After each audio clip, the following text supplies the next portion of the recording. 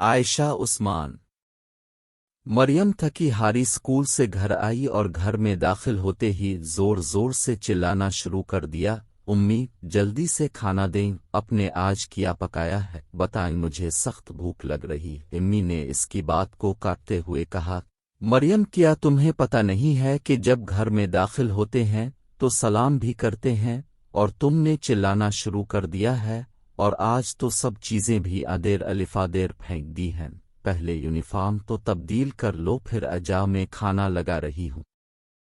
جب وہ یونیفارم بدل کر آئی تو کھانا لگ چکا تھا۔ مریم نے دیکھتے ہی منہ بنا لیا اور کہا، مجھے نہیں کھانا ایسا کھانا، کبھی تو اچھی چیز بنا لیا کریں۔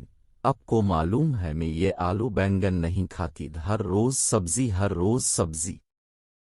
مریم کی امی نے کہا، بیٹا اللہ کا شکر ادا کرو کہ ہمیں دال، سبزی اور گوشت مل جاتا ہے۔ ان لوگوں کو دیکھو جو اس سے بھی محروم ہیں۔ انہوں نے سمجھایا مگر پھر بھی اس نے اپنی امی کی بات نہ مانی اور کھانا کھائے بغیر ہی الفاٹے کر چلی گئی۔ مریم ایک نہایت ذہین لڑکی تھی، بس کھانے کے معاملے میں اپنی امی کو تنگ کرتی تھی۔ وہ اگلے روز سکول گئی تو اس کے سکول میں عید ملن پارٹی تھی۔ وہ بہت خوش تھی۔ راستے میں وہ اپنی دوستوں کے ساتھ آ رہی تھی کہ اس کا گزر کچرا کنڈی سے ہوا تو اس نے وہاں کچھ بچوں کو کچھ چنتے ہوئے دیکھا۔ اس نے آگے بڑھ کر جب بچوں سے پوچھا تو وہ حیران رہ گئی جب ایک بچے نے آگے بڑھ کر بتایا وہ اس کچرے میں سے روٹی اور ڈبل روٹی کے ٹکڑے کھانے کے لیے چن رہے ہیں۔ تمہارے گھر میں دال سبزی نہیں پکتی کیا؟ مریم نے اس سے سوال کیا۔ نہیں، ہم غریب لوگ ہیں، ہمارے پاس کھانے پکانے تک کے پیسے نہیں ہیں، ایک بچے نے جواب دیا تو مریم کی آنکھوں میں آنسو آ گئے۔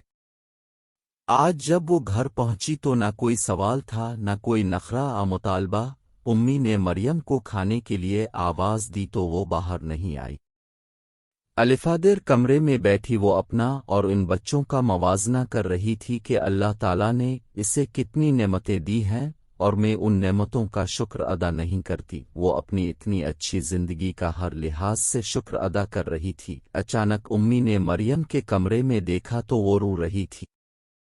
امی نے جب مریم سے پوچھا تو اس نے سارا واقعہ بتا دیا اور کہا، آئندہ میں ہر چیز کھاؤں گی اور کبھی کھانے سے انکار نہیں کروں گی اور نہ ہی اللہ کی نعمتوں کی ناشکری کروں گی۔ اس کی امی خوش تھیں کہ مریم کو اللہ کی شکر گزاری کی توفیق نصیب ہوئی اور ہدایت ملی۔